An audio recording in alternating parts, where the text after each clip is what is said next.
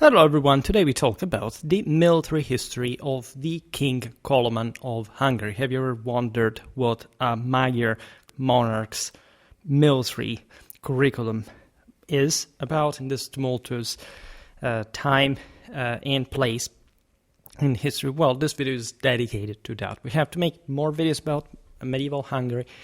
And Coloman is definitely a fascinating figure, mostly known as the learned or the book lover, right? Known in Latin, first of all, his sources is Colomanus or Columbanus sometimes, but he mostly passes for this exceptional erudite, especially in canon, and law, and letters, which he was, right, for the time standards, was really impressive, given also the increasing administrative governmental responsibilities coming with the rule of an increasingly territorialized and incredibly vast, as we will see now also as far as the military action requiring Hungarian kingdom. Coloman was born around 1070 as the elder surviving son of King Gedza I of Hungary and his first wife Sophia. Her lineage remains obscure, though some conjectures link Coloman's mother to the Belgian Limburg nobility of Arnulf, a connection echoed in later Hungarian traditions but unverified by surviving charters.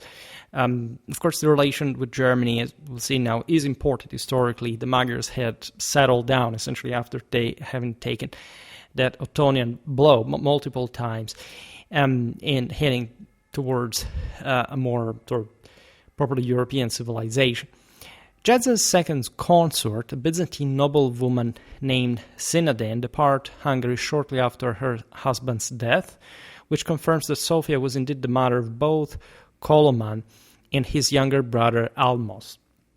The boy's uncommon baptismal name likely derived from Saint Coloman of Stockerau, the 11th century Irish missionary martyred in Austria during the Aussiedlung, and whose cult hand gained traction amid Hungary's ongoing Christianization effort, because basically like in the southeastern German frontier, that's where essentially the Magyars had also been fostering their own early Christian identity.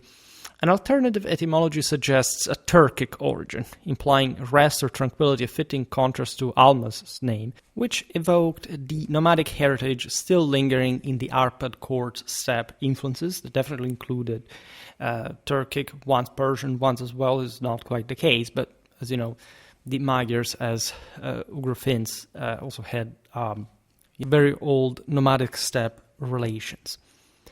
This will influence also their fighting style. At this point, we'll see now we are in a sort of transitional phase because the end of the Magyar predatory lifestyle was not that far away. Of course, things like a bit like the Scandinavians in the north had just been redirected, had grown more organized with state building and, as we've seen, the integration in the Romano-Frankish civilization of the West. If anything, I made something about medieval Hungarian warfare. We will continue on that path because we haven't made too much, but we highlighted all those sort of steppe hints, let's say, the steppe flavor, so to say, in certain equestrian zootechnical aspects in the development of Hungarian knighthood is quite fascinating. In their gear, higher stirrups, a lighter horse. This is really relevant. Gedza ascended the throne in 1074, navigating the Arpad dynasty's turbulent consolidation against lingering pre-Christian holdouts that definitely in Pannonian Plain had caused quite some problem, given that it wasn't much a matter of older belief, in part being preserved among these Magyar clans, rather an oligarchic political choice to oppose a centralizing monarchic project at their expenses. There were other issues here. We will essentially look at the entire landscape of the Hungarian kingdom and its dependencies, but as you know, it is incredibly large, right?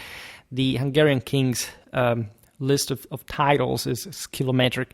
This was more of an empire than a realm to an extent. You had Pecheneг incursions from the east, infiltrating Transylvania essentially. Rival claims from, in this case, the same Gedza's cousin Solomon, backed by the Holy Roman Empire, that always still at this point looked at opportunities to incorporate Hungary within the Holy Roman Empire. Made a recent video about the German-Polish wars that shows how that sort of was attempted also for the Western Slavs with the Czechs. It ultimately worked, also their benefit, telling the truth. Yet Jedza's abrupt death on April the 25th, 1077, possibly from poisoning, which would have not been strange, but also battle wounds, which also would have not been strange, or a sudden illness that also would have not been strange. You see, as a king of Hungary, how many things can really happen to you at all time, left Coloman and Almos as minors, creating a power vacuum that their uncle Ladislaus I swiftly filled. There were, naturally together with the oligarchic ethnic tendency at sort of avoiding centralization, certain agnatic lines, essentially prioritizing the elderly brothers of the past ruler over his children, like in this case. And things were only gradually transitioning in the Arpad house to a full dynastization. Ladislaus orchestrated palace coup, in fact, securing the allegiance of key bishops and ispans, that is to say, county governors, essentially the Magyar counts, who proclaimed him king as Székesfehérvár to prevent a divisive regency. I will probably be butchering, by the way, Hungarian pronunciations, but you will be patient about that. As a warrior king, later canonized for his Croatian campaigns and pious foundations, Ladislaus prioritized both dynastic continuity and ecclesiastical fortification. He, for example, directed the elder Coloman toward a clerical career, an unusual choice for a primogeniture heir that could be, in the sense, a way to sort of control him better. And its elder sons typically inherited the throne, at least tendentially that had been already the case, but as we just explained, this was being countered, given that Ladislaus here did not have at least the power to fully oust his nephews. It was rather the other siblings who entered the church and or at least had a more subordinate profile. This decision may have been influenced by later chroniclers' descriptions of Coloman as physically unimposing, by the way, because we don't really know too well what actually happened in late 11th century Hungary. There's a very important lag in medieval Hungarian historiographical production in terms of precision, criticism, accuracy, wealth of knowledge compared to, say, Western historiography. This is, again, completely normal, and sometimes we rely on later sources that are also very creative. In many ways, we will see this better with also the Hungarian sources for the series I started about the Battle of Markfeld, and this doesn't fully help to certify certain aspects. The Chronicon Pictum, the illuminated chronicle of the 14th century, that is a marvel also of later medieval Hungarian codicology, and also very important for the same, in fact, medieval Hungarian historiography, portrays Coloman as, quote, of mean stature, astute, yet shaggy, half-blind, hump-backed, limping and stammering, so not probably exactly what he really was. Modern scholars dismiss these traits as retrospective propaganda crafted by chroniclers under the reigns of Almas's descendants to delegitimize Coloman's lineage on a genetic basis and exalt their own instead, right? In fact, no contemporary evidence supports such deformities, as we will see also, given his military exploit, he probably was quite fit for combat, equestrian fighting, and general hardships of the military campaigns that he took under. In fact, there is also more proof that this is not the case, as, for example, these deformities would have barred Coloman from both episcopal consecration and royal investiture to begin with, under prevailing canon law that was incredibly aware of the fact that, according to tradition, deformities are the product of sin, and so, to some degree, like, you need a physical integrity. and not just physical, say for not just genetic heritage, but literal. I don't know if you are blind. This happened to the father of Barbarossa, for example. You couldn't become king of Germany if you were. Why did sort of rulers normally blinded political opponents for the same reason? Cutting the nose. In Byzantine history, it was a thing. Say coming back to this topic, the redirection stemmed from Ladislaus' favoritism toward the more martial Almas, because again they were all up to some military sort of action, ambition, etc. Or we're talking this decision for Coloman's ecclesiastical career, or in fact calculated also placement of a learned nephew in frontier sees to counter Orthodox missionary activity from the east, and in a sense conferring more legitimacy to Hungary's Roman Catholic affirmation, but still sort of putting a bit Coloman aside. Coloman's education was, for this reason, like he became so learned, right? He had an ecclesiastical instruction. He was this learning was rigorous and multifaceted, emphasizing the trivium, so normally grammar, rhetoric, and logic, alongside advanced literacy, Latin composition, and canon law, all sort of knowledge that will turn to be pretty useful during his reign out. Now, this preparation not only equipped Coloman for ecclesiastical administration, but also earned him explicit praise from Pope Urban II in a 1096 letter, which lauded his scholarly acumen as preeminent among contemporary lay princes. And in fact, this was really unusual, to say the least, actually rare, across pretty much the entire continent. Ordained first as a subdeacon and then as a full priest, Coloman ascended to the episcopate by the early 90s of the 11th century. Conflicting 14th and 15th century Hungarian annals disagree on his precise see. Some, like the Chronicon Pictum, identify Varad, modern Oradea in Romania, as his diocese, highlighting his oversight of the Transylvanian frontier against the pre-Christians. Think about the Coloman threat that we, together with the Pechenegs, hinted at before. Others, drawing from the tradition of Jonatas of Eger, place him in the latter's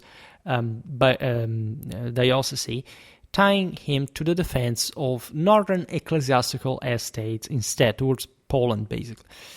In either role, Coloman would have arbitrated disputes among still sort of Christianizing noblemen that had been, for example, been baptized but maintained some very sort of ancestral pre-Christian tradition for, as we see, mostly reasons of political conveniency against the crown, collecting tithes for church building, which was contributing to consolidate the Hungarian kingdom's territorial administration, and advance liturgical reforms, right, properly opening Hungary to the most advanced, essentially, Italian, German, sort of higher political, ecclesiastical theory, practice, administration, all while navigating the tensions between Latin writing positions and lingering vernacular customs as well. Right, Hungary was not exactly a particularly, sophisticated culture from a cultural point of view. It was an incredibly primitive, brutal, and in fact, still fundamentally big, but still poor and undeveloped country. And it took really a lot of political imposition to even establish these this ecclesiastical net, find the funds to build the churches, to cite the local ISPANs with some ecclesiastical authority connected with the crown mostly. The turning point came in early 1095 when Ladislaus launched a punitive campaign against Bohemia. It's not like the Magyars and the Czechs had particularly liked one another. They had a past of shenanigans against the Germans, and in fact the latter also joined the fray quite happily. It's like a free-for-all here. And the expedition in this case aimed to assert Hungarian influence over the Moravian buffer zones that had been historically infiltrated by the Magyars. I made a video about medieval Moravia if you're interested about that. And to punish Duke Vratislaus II of Bohemia for border raids that disrupted Slavic alliances with Hungary. Both nephews accompanied their uncle for martial seasoning, but en route to the frontier, Ladislaus was struck by a grave illness, possibly dysentery, that, as we've seen, was incredibly common, a common cause of death during military campaigns, that had confined him to his tent anyway. And in a deathbed decree, witnessed by assembled nobles and prelates, the king named Almos as his successor. So the younger brother, bypassing the cleric Coloman on the grounds of his ecclesiastical vows that he had already taken. So abandoning the world, having basically being reborn within the church with a specific sacerdotal function and so on. Consider that this is very interesting also in the light of the traditional idea of sacred rule and ruler that is even more interestingly mixed here with the sort of ancestral suggestions of steppe authority. Now, perceiving this as a deliberate marginalization, which was really the case, Coloman defied the order of his dying uncle and fled to Poland under the cover of loyal retainers.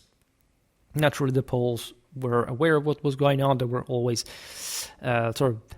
infesting or taking, as we've seen also in the videos about the German-Polish wars, like the chances to destabilize their neighbors, to expand PS power.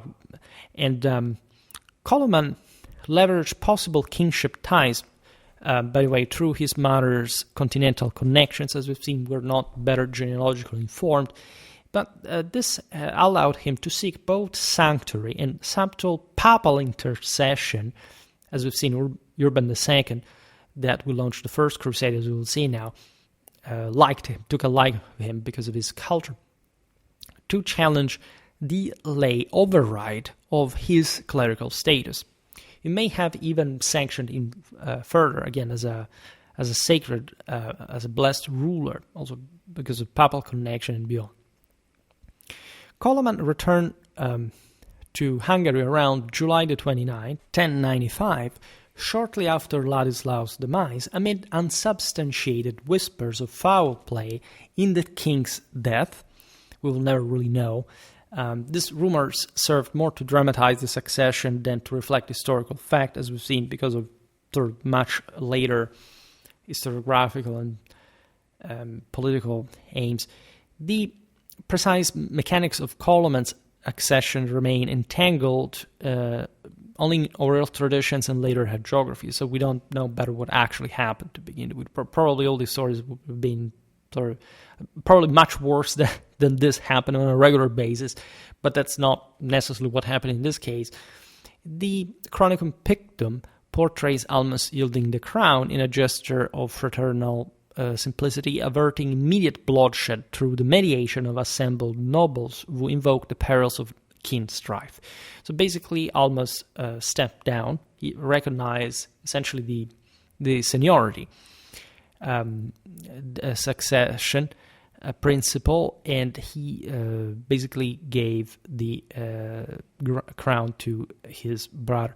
Yet the deliberate delay in Coloman's coronation pushed to early 1096 in Székesfehérvár, where Archbishop Seraphin of Esztergom placed the Holy Crown upon his head amid chants of the Te Deum, suggests a period of protracted contention, at least of initial, maybe some resistance from some oligarchs that tried to prop Almas against Coloman. Probably at this, since we're talking the military curriculum of Coloman, it would have absolutely not been strange. Actually, we're pretty certain, even without evidence, the skirmishes may have erupted between the ducal and royalist factions, or vetoes from Almas's supporters could have stalled proceedings until Urban II from Rome granted papal dispensation from Coloman's vows. Such approval would have neutralized lingering investiture disputes, affirming the new king's dual legitimacy as both warrior sovereign and former prelate, which makes him even a more legendary figure. To appease his brother and forestall a partition of the realm, which was definitely the likelihood, especially at this time in Hungarian history, Coloman, and it's not like things changed too much in the following centuries, but still, Coloman immediately granted Almas the Hungarian duchy as well, essentially an hereditary Arpadian appanage that encompassed roughly one-third of the kingdom's territory east of the Tisza River. So basically between Transylvania and Royal Hungary.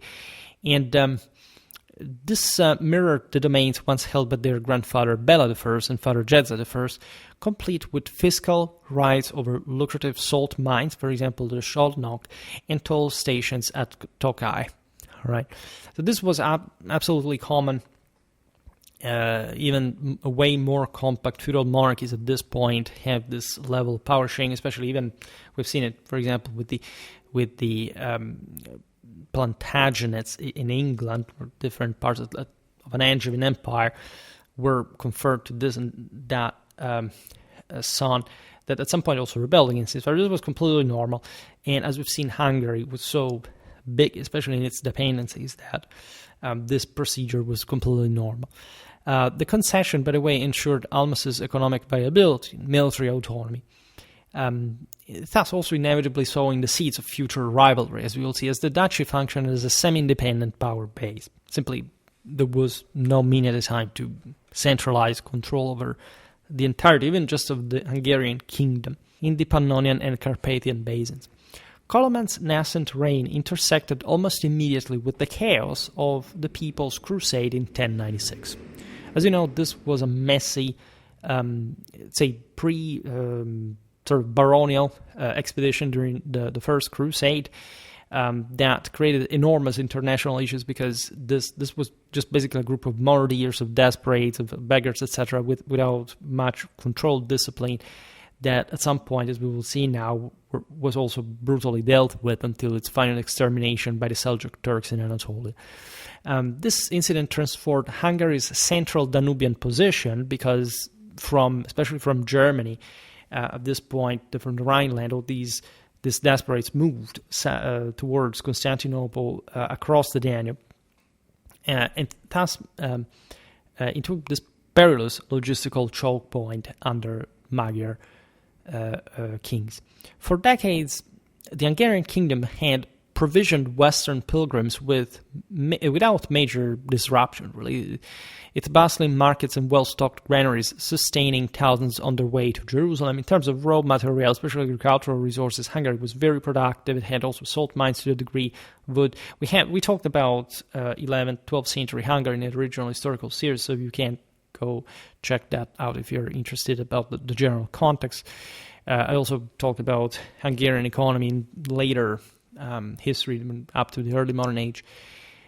In this case of the People's Crusade, the sudden influx of tens of thousands of ill-equipped mobs, blending opportunistic knights, desperate peasants, and fervent zealots, threatened local subsistence at a time of pre-harvest scarcity, by the way, risking widespread famine and social unrest in a realm still grappling with the integration of the nomadic Cumans and Pechenegs. Agriculture at the time was incredibly fragile. Surplus was incredibly precious. There was barely above survival surplus rate production. So you can imagine the sudden arrival of all these people and what kind of issues it would create in terms of unrest, of general disorder, and so on. Coloman's response was a masterful blend of diplomacy, deterrence, and also crushing military force, establishing enduring precedents for managing the transit of foreign armies true sovereign territory. The Westerners thought of the Magyars as barely more than the Saracens, like the same for the Bulgarians, who were considered even worse than the Turks. Even though, again, the Magyars in particular were Roman Catholic. Of course, you have to understand, as we said before, that the important deep differences, not just between Central and Western Europe, but probably between a country like Hungary and, say, even Germany, right? Now, the vanguard of the People's Crusade wave arrived in early May under Walter Saint-Savoy, Gauthier Saint-Savoy, a French knight commanding 15 to 20,000 followers, right? Only a part of which were fighting force, but, they were also pretty violent mob as a whole.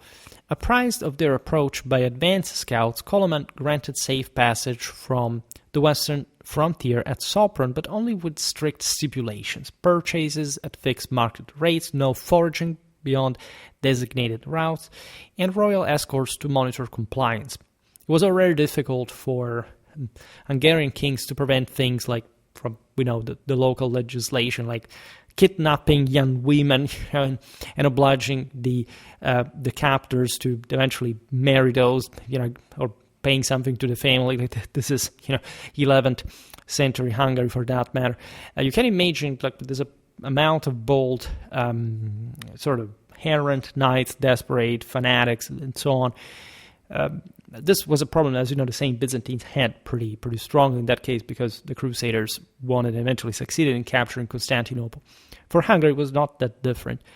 The group traversed the kingdom unmolested anyway, moving steadily from Sopron through Győr and Székesfehérvár to the Danube, crossing at Pax.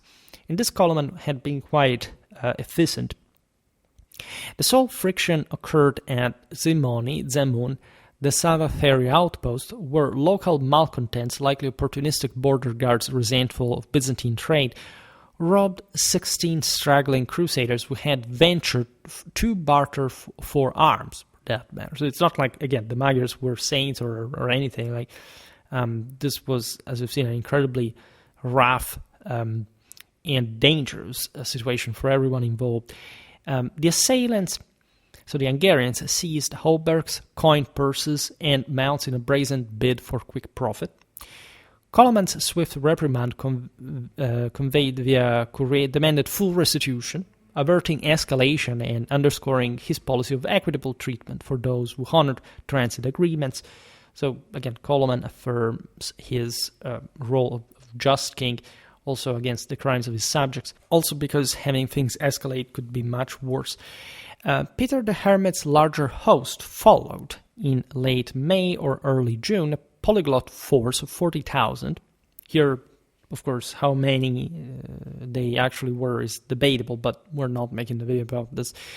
Drawn from French, German, and Italian paupers, these were still, again, not the quite tightly orderly baronial force that eventually took over the expedition and conquered Jerusalem, succeeding in a clamorous way. But again, these masses of desperates, at this point, there is made lots of videos about the Pataria, the spread of different heresies, also from coming in part from Hungary, from Bosnia, from Serbia, from Bulgaria. We've seen think about Bogomilism, that is essentially Catharism, and so on.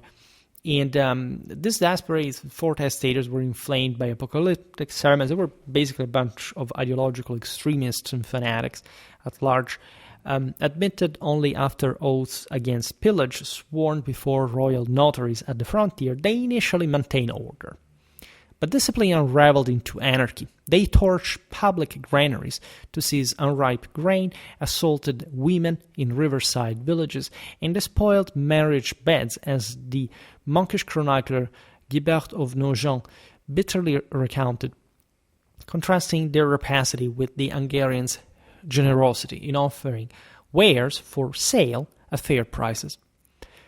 Tensions boiled over, particularly at Zimony, where intelligence of the prior robbery ignited a vengeful retaliation from the Hungarians against the poor, so to say.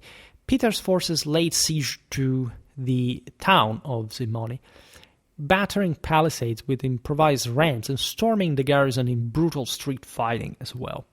sheer power of numbers and overwhelming the poor defenses of the settlement. Albert of Aachen, contemporaneous eyewitness via second-hand reports, estimated 4,000 Hungarian dead on that occasion. We're talking soldiers, civilians, merchants, and even Jewish traders caught in the melee. There were lots of Jewish merchants in Hungary. We'll talk more about that, if anything, in a separated video. They had a very important international sort of commercial relevance, especially in that geographical area. Before, Coloman's vanguard that was nearby, because of course monitoring that it was the royal army in at a distance, escorting, that is to say, keeping in check these forces. We're talking 2,000 horse, the vanguard that arrived, compelling the Crusaders' ragged withdrawal across the Sava amid harassing arrow volleys. Again, Hungarian cavalry had retained an incredible lot of steppe flavor, lots of horse archers, also all these nomad auxiliaries that the more westernized or feudal knights of Hungary, many of which were actually Western. We're talking people from England, France, Germany, Italy, even Spain, etc., routinely settled by the Hungarian kings to stiffen properly some kind of royal core against the oligarchic dukes, magnates, were really quite ideal also to track down this mob, this rabble. A third band, led by the Saxon Volkmar, in numbering 12,000 fresh from Bohemian pogroms, by the way, veered northeast to Nitra, modern Nitra in Slovakia, in mid-June. So, as you know, the First Crusade, especially at the hand of these groups, witnessed an incredibly large amount of Jewish extermination, essentially making number to steal Jewish money that, as you know, had been accumulated thanks to the royal, also episcopal, shelter of the Jews that, as you know, in the end time, in a Catholic sense, are meant to be to be there, to survive, to be witness to the sort of the arrival of Christ, of having like kin but not Christian, the witness that Christianity was right, and that, as you know, given that literally the Jews were to go to hell anyway, so they could practice usury and handle money that was considered scandalous at this point, even though it was really practiced all across the world, and especially the more civilized places.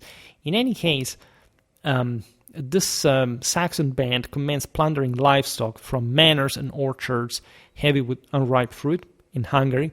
So they literally thought they could do whatever they wanted.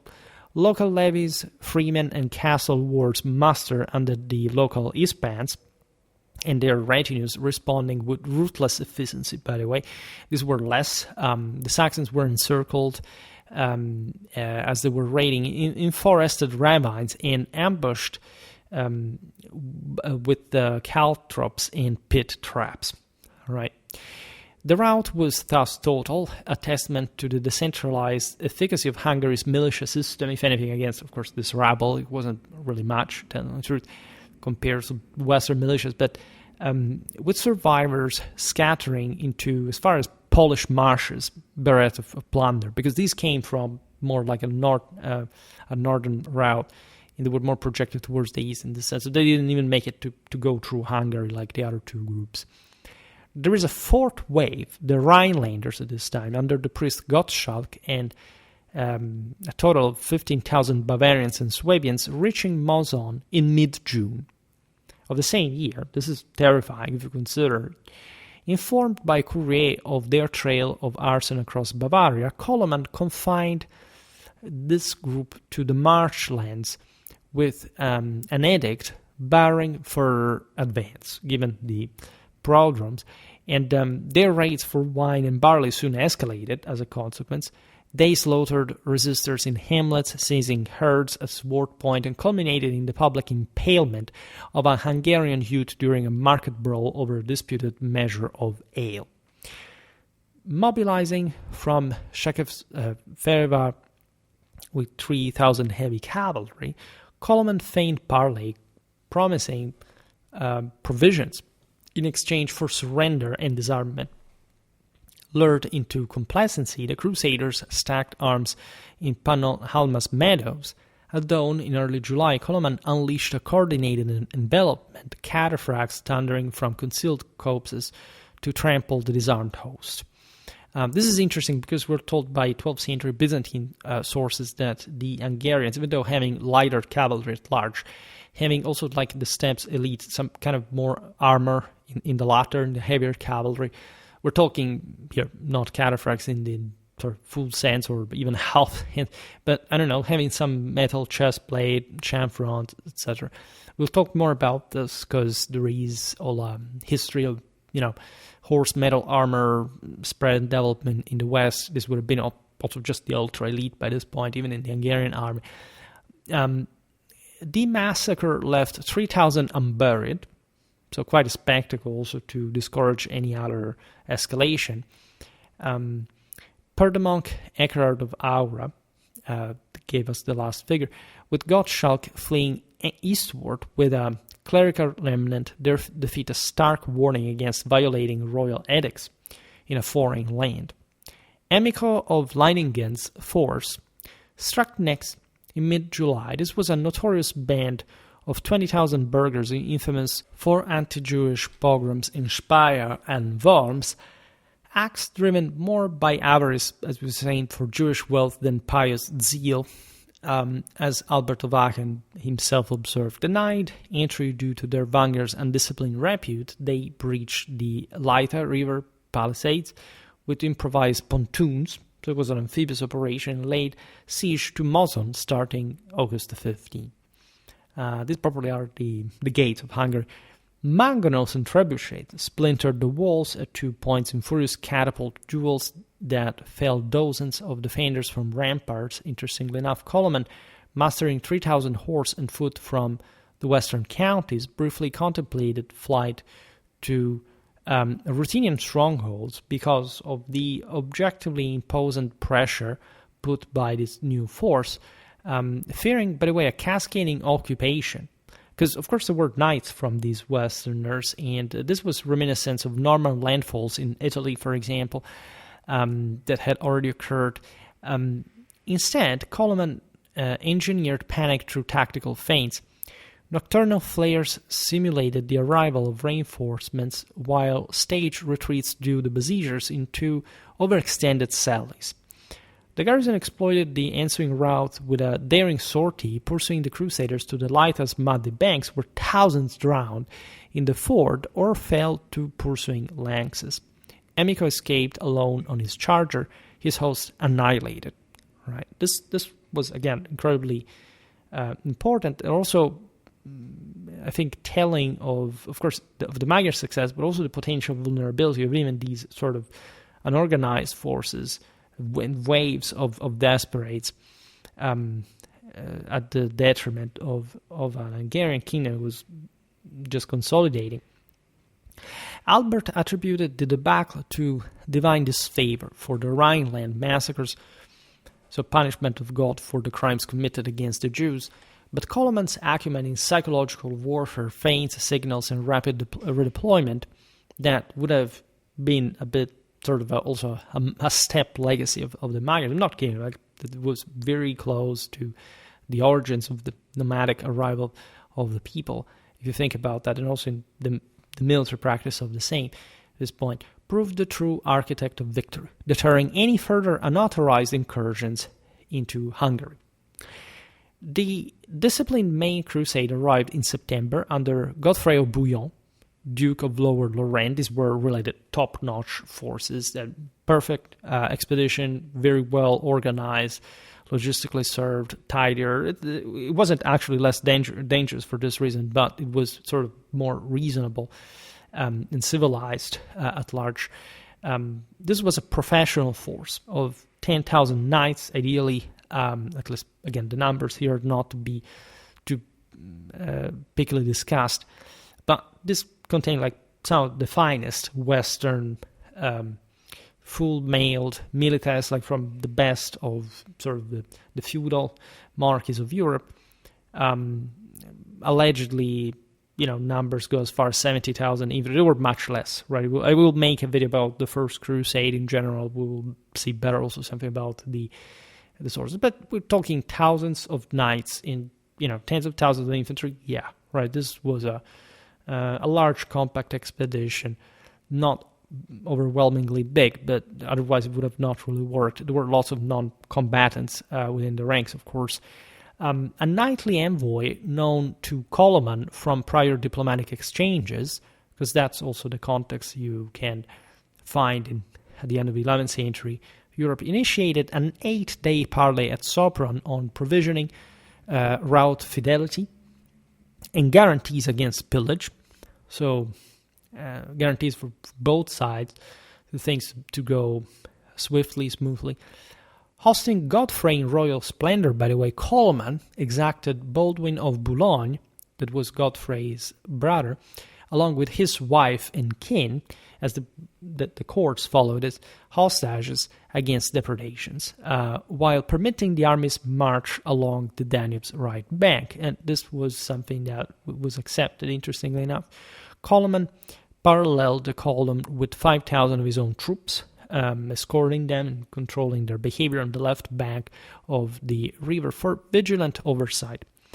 Godfrey enforced iron discipline. By the way, these were really fierce leaders, inspiring a hell of respect, discipline, and fear as well. Godfrey also will incarnate some of the highest sort of Ghibelline sacred rules, as you know, in Jerusalem. We'll talk more about this also in the history of traditional religion.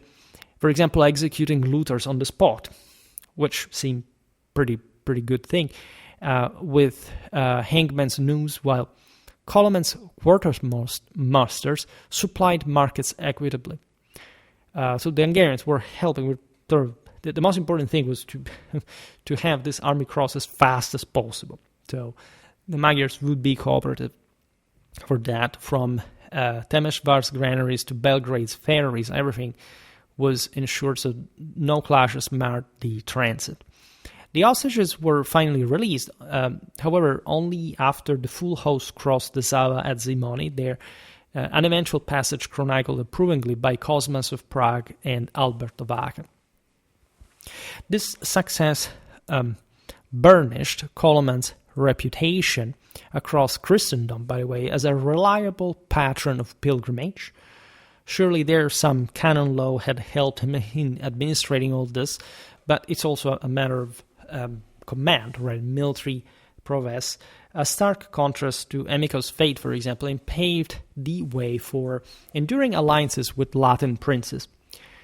This crucible 5 unauthorized bands totally over, we can imagine at least some tens of thousands of souls, suppressed at the cost of perhaps 10,000 Hungarian lives, sharpened Coloman's strategic acumen. Right. After all, things had been well handled, with patience but also firmness.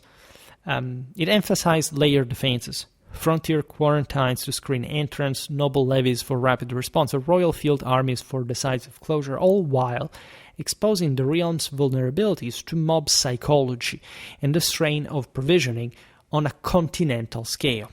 The First Crusade was really exceptional in this organizational, logistical level, to the expenses also of the countries that were crossed by that, especially in continental Europe.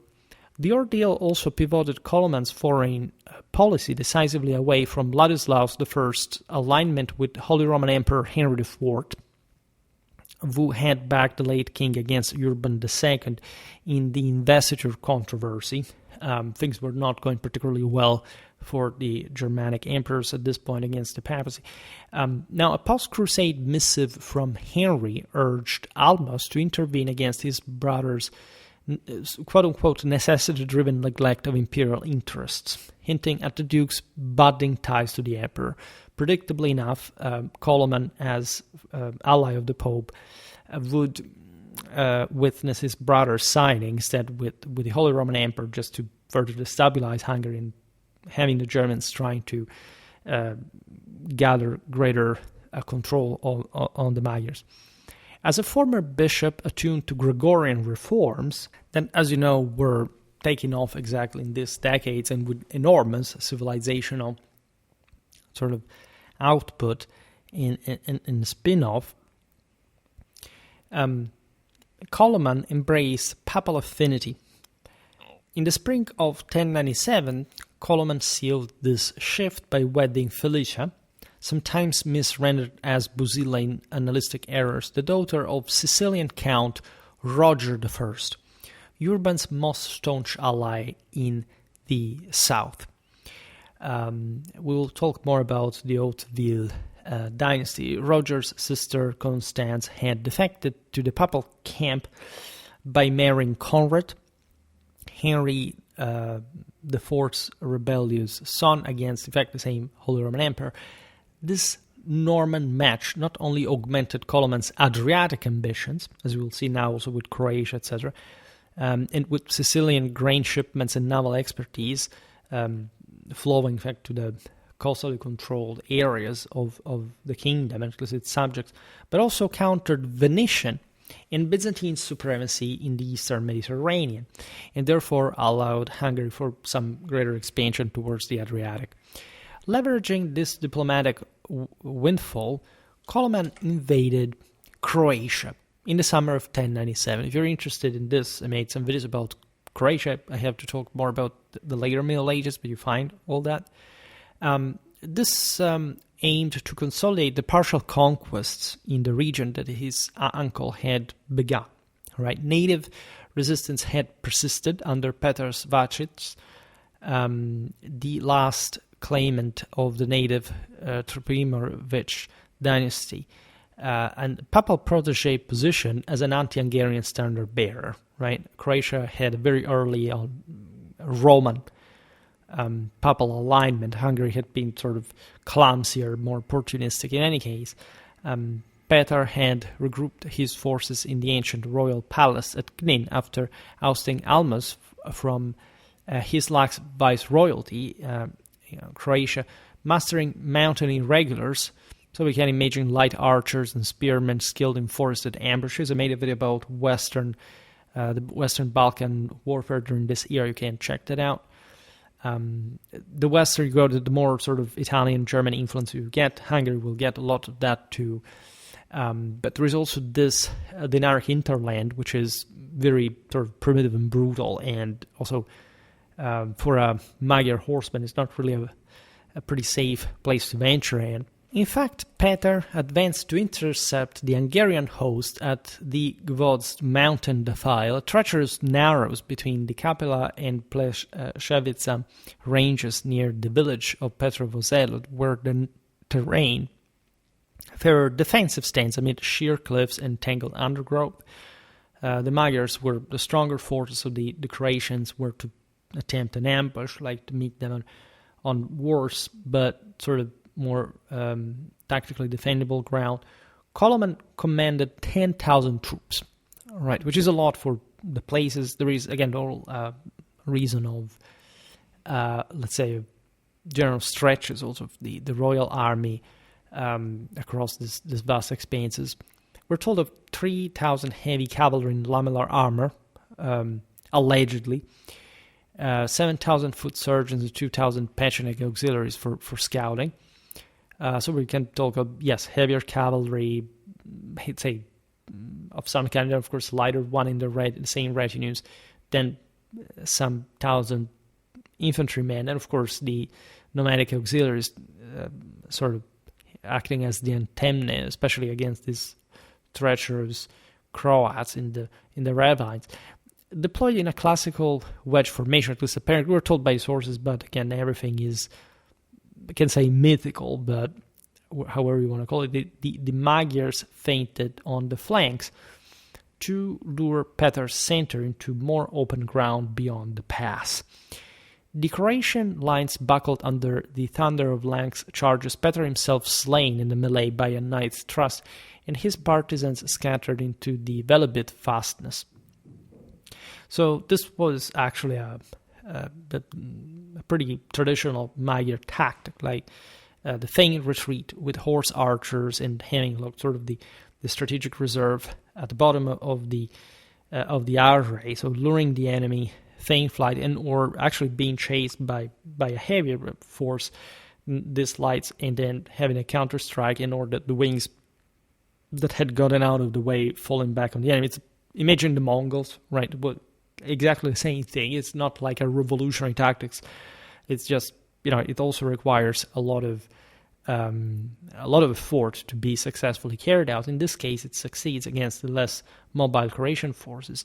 The Hungarian pursuit pressed relentlessly to Beograd Namoru by autumn, storming the key port with fire ships improvised from Danube barges lashed with pitch-soaked reeds, securing the Magyars' vital Adriatic access and denying Venetian resupply lanes, because Venice was definitely participating to this, as they didn't want to have a strong Hungary in Dalmatia.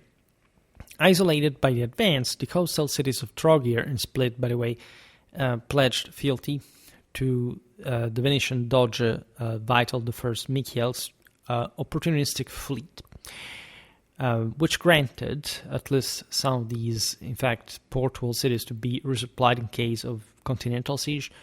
The Venetians had blockaded the channels in a bid to exploit the chaos, by the way, so they were also exacting their own tolls, so to say, for such protection.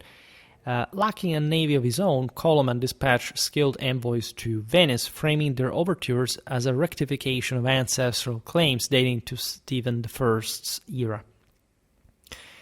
So negotiations unfolded, and the resulting 1098 Conventio Amicitiae, hammered out through arbitration, delineated clear spheres of influence between Venice and Hungary. The Croatian littoral fell to Magyar suzerainty, while the inner Dalmatian isles and towns remained Venetian preserves. We will talk more and better about the Venetian conquest of the Adriatic. This pact preserved vital trade lanes for both powers and ceded naval pretensions to Michiel without immediate confrontation. The Magyars didn't really have enormous resources here to build a fleet, even through their Slavic coastal subjects, etc. Venice was, in any case, too powerful. So this allowed a general repartition of spheres of influence, Coloman to focus on consolidation in continental dimension, as it would historically normally be the Venetians at sea, the Magyars on land. Exploiting Coloman's preoccupation with Croatia, Almos mobilized his ducal levies in 1098, citing the campaign as a pretext for dispossession and rallying eastern nobles with promises of greater autonomy. So basically, Almos rose against Coloman amidst this sort of rebellion in Croatia, and the rival armies converged at Tisza Varkoni, the broad Tisza River, serving as a natural barrier between them. This had historically been between the Longobards, the Gepids. I recently made a video also about the Avar settlement. Normally, this was a very strategic area. It's basically steps, right? But that's also why certain military assets of the kingdom are really settled there. And rather than force a crossing, which was naturally very dangerous, the subordinate commanders, Grak on Coloman's side and Ilia for Almos, enforced a truce through a noble council invoking grim Arpad precedents of fratricide's curse that had plagued earlier generations. Compelled to parley on the riverbank, the brothers yielded to an armistice, though the chronicles note their mutual distrust simmering beneath the surface. Without a surprise, Coloman, ever cautious, retained networks of scouts embedded in the eastern counties to monitor ducal movements. The same autumn, honoring the fresh Venetian alliance, Coloman dispatched a contingent of 1,900 Gvozd veterans aboard Michiel's galleys to Apulia, interestingly enough. Their target was Norman pirate bases menacing Dalmatian shipping, and so creating problems for both Venetian trade and some areas, namely it was controlled by the Hungarians. In amphibious assaults, they scaled Brindisi's walls at night and torched Monopoly's quays, plundering estates in the steppe tradition of selective reprisal. This is incredibly interesting because Central European steppe warriors embarked on Venetian galleys to plunder the Apulian countryside held by the Hauteville Normans. The whole Silks, Denarii, and captured vessels, by the way, deterred further raids and funded garrisons along the Croatian coast, blending martial projection with economic enforcement. This was essentially piracy. It's not like a major threat to the southern Italian integrity of Norman government, but it still was an important blow and an affront. There wasn't so much even that the Normans could simply do about that. In 1099, a plea arrived from Grand Prince Sviatopolk II of Kiev, that was a neighbor of Hungary on the eastern frontier in very vague ways, but still. This plea was conveyed through Sviatopolk's son Yaroslav, who wed one of Coloman's nieces. Sviatopolk sought aid against Galician insurgents. I made a video about Galicia if you're interested in the general attitude, let's say, towards Kiev, but also like being the best of the Ruthenian Palatinate, and in fact, at some point sharing, the government of Kiev, etc. The Galician insurgents were threatening the St. Kievan hegemony, as you know, the senior principality of the Rus, and a hell of a power. Historically, Galicia was, again, a pretty developed land as well by Eastern European standards. And this plea promised control of Peremyśl, lucrative tolls in return. The Hungarians had essentially the best defense in the east, in the Carpathians, which Coloman crossed with 8,000 troops. Beyond that, there was some attempt, in fact, at hegemonizing different Ruthenian, lordships. There were, however, the usual problems of the Turkic nomads in the south. It was a very, very blurred area, as we've seen also in the videos about Ruthenian history. This thousands of troops, like Hungarian logistical records, provide this conservative figure, while the Ruthenian primary chronicle inflates this force to several thousands for epic scale, so to say, besieging Peremyśl with sapper undermining the walls and catapults lobbing incendiary naphtha jars, we can imagine. Volodar Rostislavich, the rebel incumbent, called in his ally David Igorevich, who recruited 300 Cuman horse archers under the redoubtable Boniak. At dawn, in the Via River Valley, they launched a devastating ambush employing classic steppe tactics. Altunopa's 50 riders executed a feint retreat to draw 2,000 Hungarian pursuers past concealed flanks, where Boniak's main body wheeled into an enveloping crescent. The Hungarian wedges shattered against the Cumans' hit-and-run volleys, nobles hastily forming an ad hoc phalanx of shields and spears around Coloman, who barely escaped via the Sand Valley ford.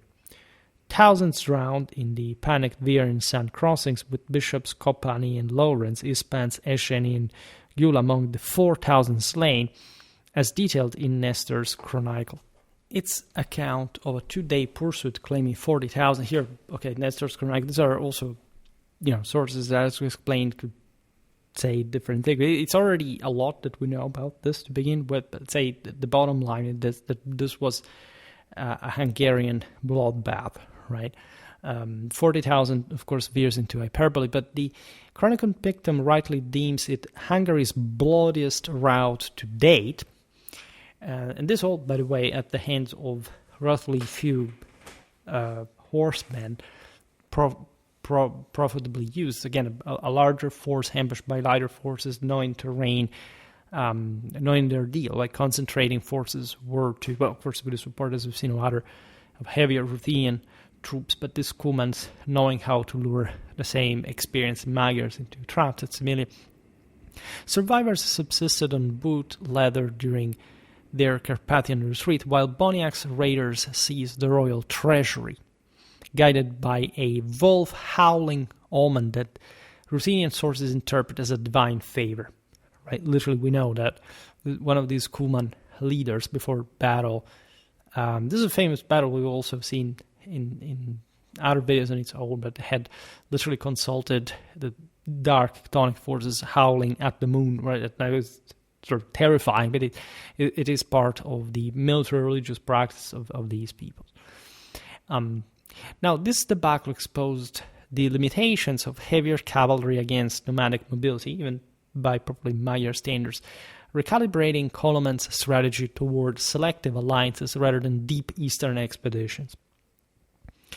Regrouping swiftly, Coloman marched 5,000 men to the Olshava River frontier, where he aided the Moravian dukes Svatopluk and Otto II against Bretislaus II's expansionist trusts. At the Luxco summit, oaths of mutual defense were exchanged, with Coloman extracting cessions of key border forts as surety, thereby stabilizing the northwest marches against Bohemian encroachments. Around 1100, Coloman convened an assembly of magnates at Tarkal to codify the new legal code, explicitly emulating the canonized Stephen I as his model sovereign that had been, of course, as the founder probably of the Hungarian kingdom, the first baptized Hungarian king and the ancestor of the other, quite a relevant figure, revered, of course, especially in Hungarian politics.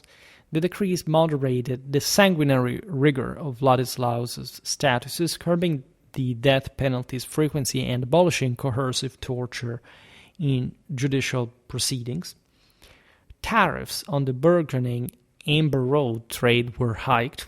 This pass was basically from the Baltic to northern Italy, signaling a commerce in Baltic luxuries that enriched royal coffers as these resources were passing through Hungary.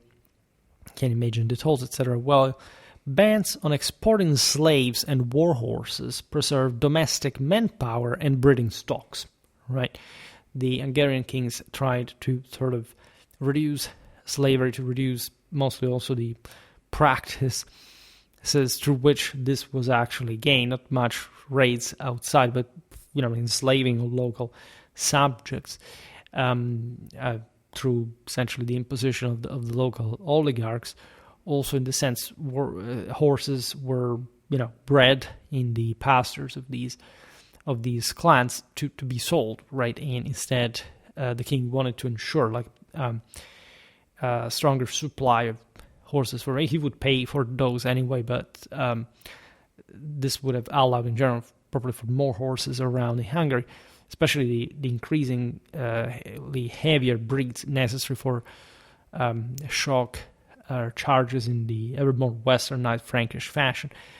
To combat currency debasement, Coloman introduced a smaller denarii with serrated edges, fostering a more monetized economy, less prone to clipping, and allowing for more salaried troops in his hiring, as we see mostly also from Western knights.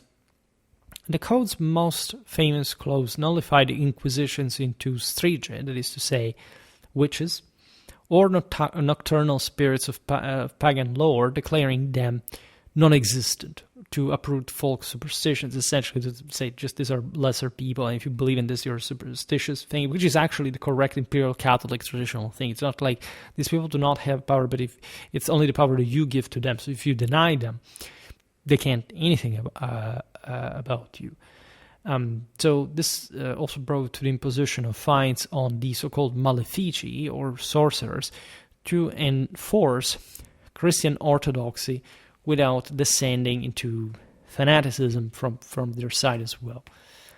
The post-Crusade Jewish influx from Bohemian pogroms prompted the Capitula de Judaeis, which barred Jews from holding Christian bondsmen and confined their residence to episcopal sees for oversight, yet eschewed forced baptism in a tolerance rarer than in later 12th century canons. This was a way to essentially having some, especially merchants, etc., to rely more on the as third estates on the crown, so allowing not to pay sort of the debts they had paid with the contracted with the Jews, and keeping the latter secure within probably the episcopal signories that also military protected them. At the same time, Coloman allowed for sort of less impositive means on the religious minorities. There were Muslims as well, the Bashar-Mani communities of Islamic merchants that, again, were sort of typical of Hungary, that had historically maintained lots of ties, especially with Persia and the Middle East, through the Danubian branch of the Silk Road. And historically speaking, a lot of military technology had passed through that as well. And in this case, however, Hungary was disciplining them, these guys. Further, there were edicts mandating pork consumption at communal feasts, both hosts and guests, to erode halal cohesion subtly, so to get sort of to dilute this Muslim presence without resorting to mass conversion campaigns. Because, again, the most important thing in Hungary was to pacify, generally speaking, the landscape. Meanwhile, the fragile peace in Croatia shattered in 1102 with a revolt among the 12 leading bands, possibly instigated by Venetian subsidies or tacitly abetted by Almas's partisans, resentful of royal overreach. As we've seen, the Magyars had crushed the Croatian resistance. The rebels crossed the Sava in force, but Coloman's rapid counteroffensive, 4,000 Slavonian horse assembled in weeks, crushed them at Knin through a pincer maneuver. So these were Slavic loyalists that had much to earn also through the king's cooptation. Though whether by storm or negotiated submissions remains ambiguous in the sources. Pressing onward to Beograd na Moru, Coloman received coronation as King of Croatia, amid the assembled nobility who ratified the terms of union as outlined in the late 14th century Pacta Convent. Though its authenticity is disputed, some scholars, in fact, deem it a pious forgery from, again, later times where especially the Hungarian kingdom was to essentially further legitimize its practice, its customs, and its especially sovereignty and constitution of the broader imperial scope of the Magyar crown. Its provisions align closely with medieval realities because, say, Croatian nobles were obligated to mobilize at their own expense only up to the Drava River against invaders. Retaining internal autonomies, Croatia would maintain always some important degree of autonomy. Remember, this was not part of the Hungarian kingdom, technically, but it was just possession of the Hungarian crown. And here, basically, Coloman was becoming king of the Croats, right? Episcopal election rights in the land and minimal tribute in the form of 2/3 of duties on alien merchants. So relatively even mild requests. I mean, they were costly. Croatia wasn't even sort of too big or prosper, but it could be worse.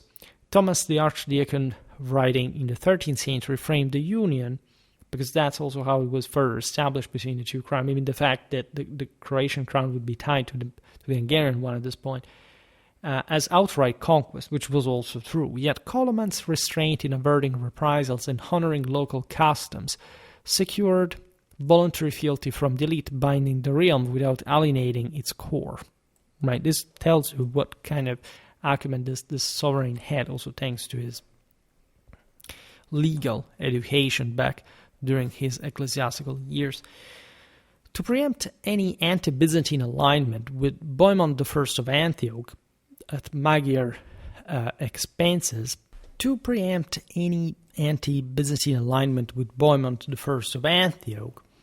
Emperor Alexius Comnenus arranged the betrothal of his heir John to Coloman's cousin Pirovska in 1104-1105. This famous marriage.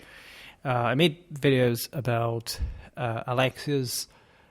This continues at the time of John II. There are important developments also later on, especially in the Byzantine Hungarian frontier. If anything, we'll see it in another video about other rulers. In any case, this match wove Hungary into the Komnenian web of marital diplomacy. There historically had been a separation, as we've seen, of the Magyars from sort of the Byzantine sphere of influence that had never succeeded in sort of evangelizing this group. They decided, let's say the Magyars decided that the Germanic sphere was more sort of fruitful for them. But there had always been some important Byzantine influence, first of all in Hungary, also in armor, documented it in multiple videos, but especially because the other great power of the region, and here we sort of left out a bit as the biggest elephant in the room, was really capable, in fact, of at some point, even mostly down to the rest of the 12th century, to hegemonize the Balkans, the Danubian area, and to even sort of clash against the Hungarians. We've seen it recently also in the videos about medieval Serbia. Emboldened by this alliance, Coloman launched a thrust into Dalmatia in 1105 against the Venetians, basically. So Alexius was, I also, as you know, made multiple videos about him, but he was successful in diverting Magyar, say, venting against the Venetians. Coloman personally oversaw the siege of Zadar, the most influential coastal stronghold, directing sappers to undermine foundations and rams to batter gates, while his artillery dueled Venetian-style ballista from the walls. It was a big siege. Zadar will be historically also one of the most contended cities, as you know, between the Venetians and the Hungarians historically. The standoff broke only when Bishop John of Trogir mediated a treaty yielding surrender on terms that echoed those granted to Split. That is, self-rule under elected counts and bishops, clerical independence from royal nomination, an exemption from tribute save a share of foreign tolls, no garrison imposed to avoid resentment. So this was mostly just another power-sharing situation. Trogir and Šibenik capitulated without resistance to their councils, preferring Hungarian suzerainty to Venetian exploitation, but in fact not witnessing to some sort of direct Magyar occupation.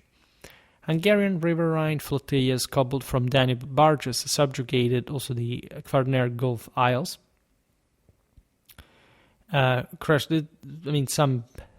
This is the notion. I presume that some, of course, boats would have been available even just along the coast. I'm not sure how much would have been transported, if anything. We for this Gulf Isles, we're talking about Kres, Kerk, Rab.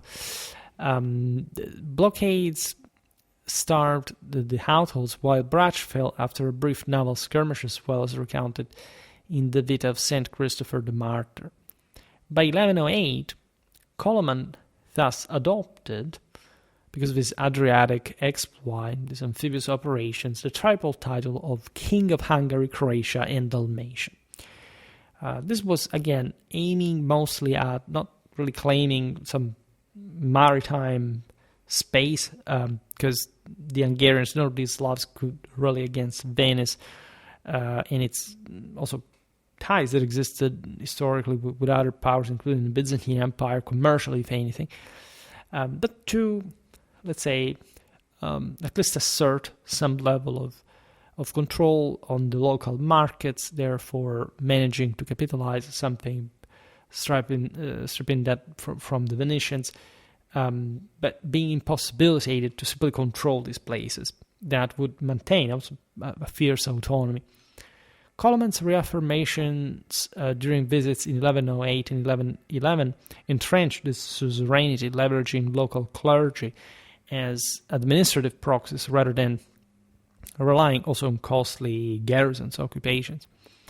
The coronation of Coloman's 4-year-old son Stephen as junior king in 1105, a preemptive safeguard for dynastic continuity, finally ignited Almas's open revolt, because he hoped to succeed his brother at this point, and the Duke fled first to Henry IV's court in Germany, but imperial distractions from his son Henry's brewing coup yielded no aid, forcing Almos to pivot to his brother-in-law, Boleslav III of Poland.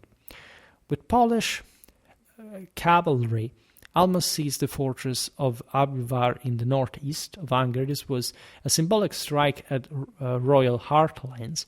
Slavic war bands were first eager to plunder, to capture, to distinguish themselves, also to gain more renown at home.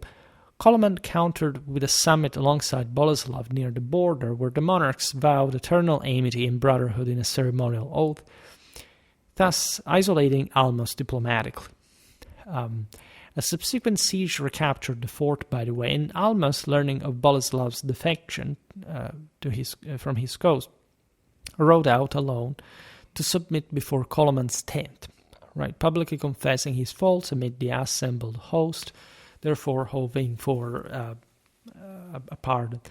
Envoys dispatched to the 1106 Council of Guastalla renounced the royal prerogative of laying investiture over prelates, a bold concession that secured papal validation of Coloman's Dalmatian gains and aligned Hungary firmly with Gregorian reforms. This is quite relevant because indeed the papacy had been monitoring the situation, and there wasn't much of a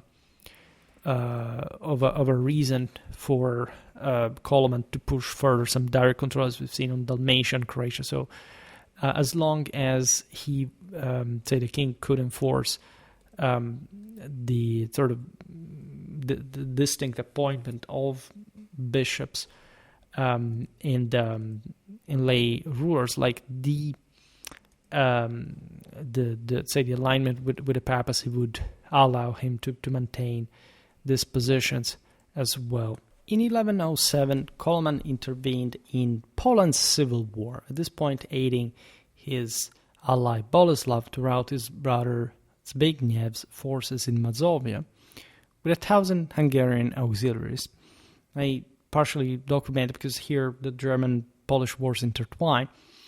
So that same year, Magyar troops reinforced Alexius I against Bohemond of Taranto's October invasion of Byzantine Thrace.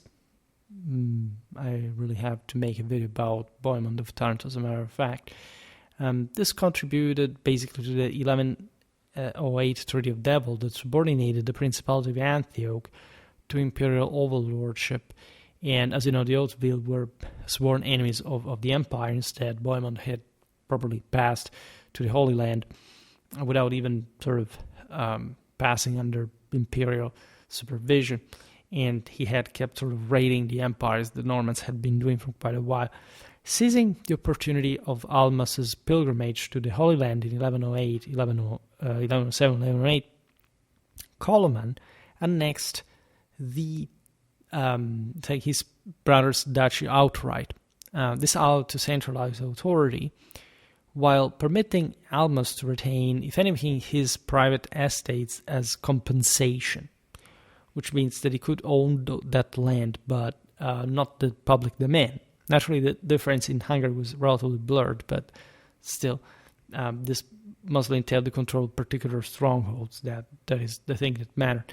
Upon the Duke's return, he founded a monastery at Domus on the Danube Bend at its consecration, where Coloman was also present as patron of his brother's foundation. A spurious accusation of assassination plot, deemed false even by the biased Chronicon Pictum, led to Almas's brief arrest. Episcopal intercession by, quote, reverend bishops and well-disposed dignitaries brokered solemn reconciliation, with oaths sworn before the altar. And the third, Almas appealed to Henry V, Holy Roman Emperor, at Passau, drawing a full imperial invasion of Hungary in September 1108. We would see this better in other videos, especially about the German-Hungarian wars. We made the German-Polish ones. This is a very interesting. They were less frequent, let's say, the Polish ones, but this invasion of Henry V was famous, right? The emperor besieged Pressburg, that is today's Bratislava, with a multinational host, while Duke Svatopluk of Bohemia raided in parallel the Vach Valley north of the Danube. In other words, they wanted to essentially curb Hungarian influence in the region, plundering granaries in a bid for quick gains, by the way, and foraging further. Their forces of pushing as far as they could, as long as they could find these sources unprotected. Boleslav's retaliatory incursion into Bohemia forced Svatopluk's withdrawal, and Henry's siege faltered mid-autumn rains and supply shortages because, say, the Hungarian plains at large are not even that, successfully supported for particularly bulkier armies, and for the Germans were heavy in that regard. So the Hungarians managed to get an armistice from the emperor that restored almost, by the way, without further concessions. In 1112, Coloman, at this point, launched a revenge, a punitive incursion into Austria with 500 horse. So this was not a particularly big, expedition, but it was still relevant. We talked about medieval Austrian warfare. We've seen that Austria was, at this point, sort of ramping up under the Babenberg. The 12th century is when we see Vienna basically reappearing from, ancient times, basically. So, but the whole land was still a bit in theory. It had emerged as part of the Ostmark during the Ostsiedlung and so on.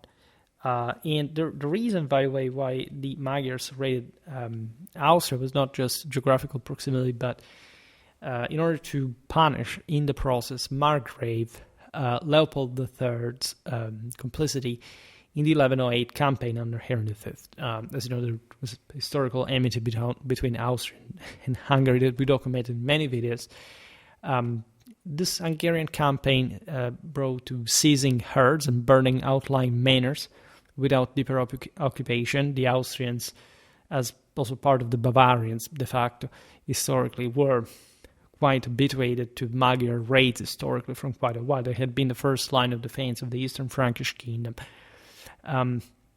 This was a measured reprisal, by the way, that deterred future meddling without sort of creating too many problems, also without spending too much. So it was a demonstrative raid. The Austrians basically took it.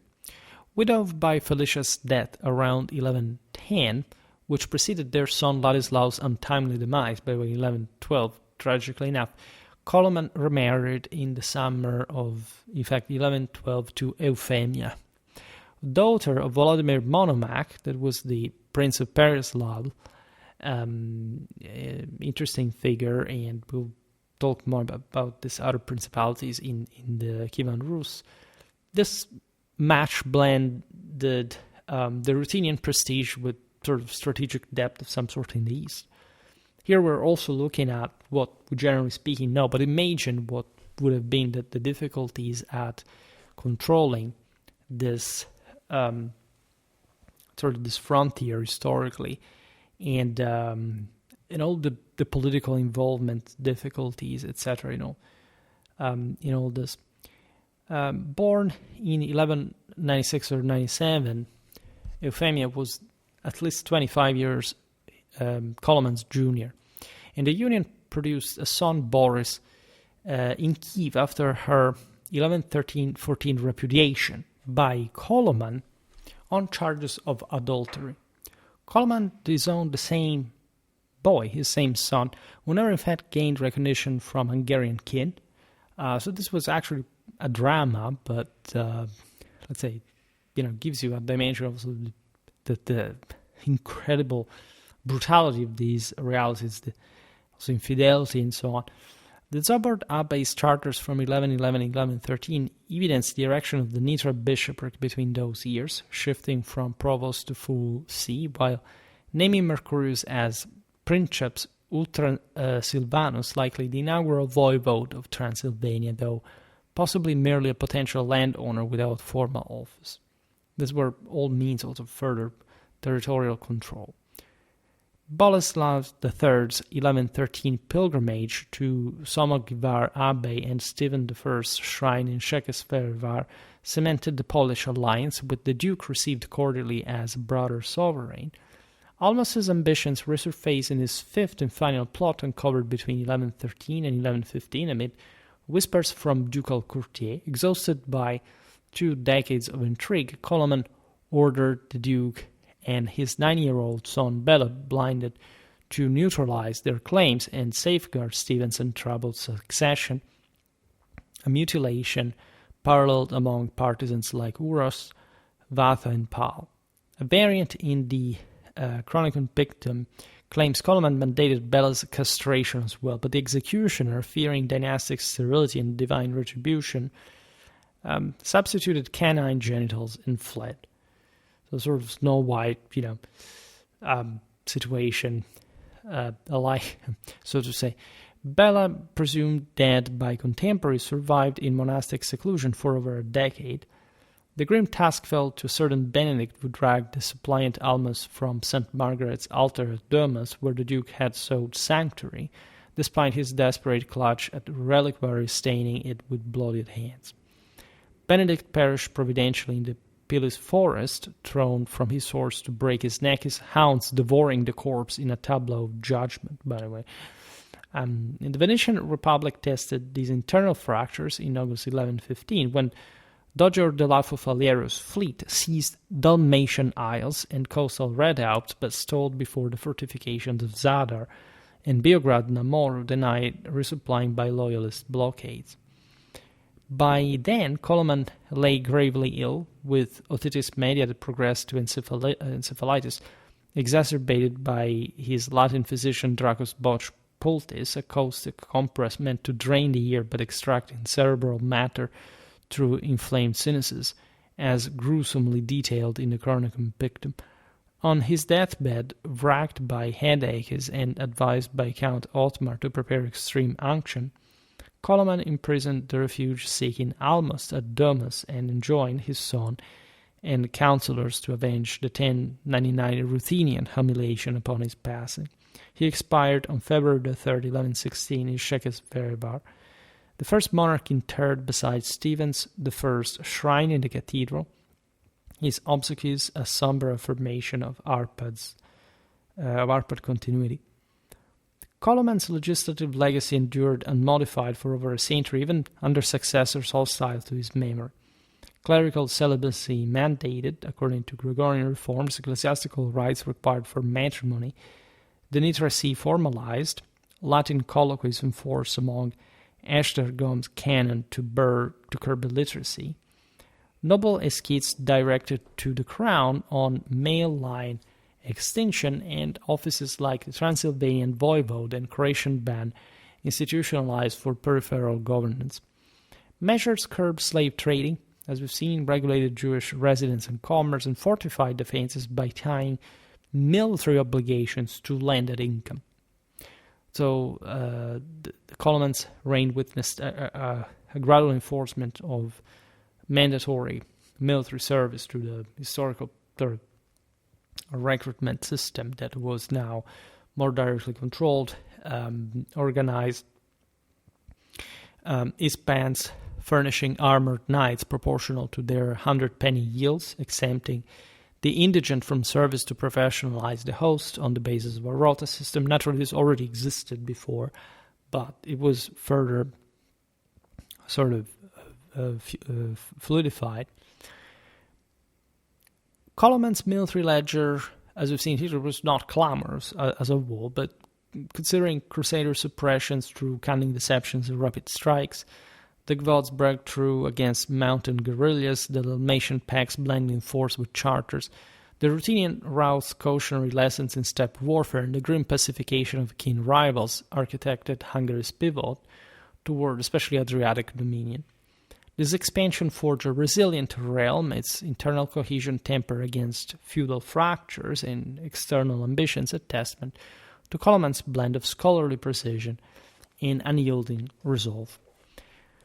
We will surely talk about other Hungarian rulers. There are other important ones, also Crusader kings. Think about Andrew II, etc. So Hungarian history here, we tended to look more at the military aspect of even of relatively sort of civil diplomatic ruler like Coloman because of the pressing needs, of course, of this realm's just territorial compaction and control. We will at some point dive more into Hungarian history. I was just looking at my content and realized that there isn't so much after all, and especially compared to Poland, to Bohemia, really made a lot about that. But let's say medieval Hungary here, just 18 videos, this being essentially the 19th, really made too few, and we should really increase a bit this content. For today, however, I stop it here. Just hope that you enjoyed this video. If you did, please share it. Otherwise, leave a like or subscribe to my channel if you're interested in my upcoming content. As always, I thank you heartily for listening to me. I wish you a nice time and see you next time.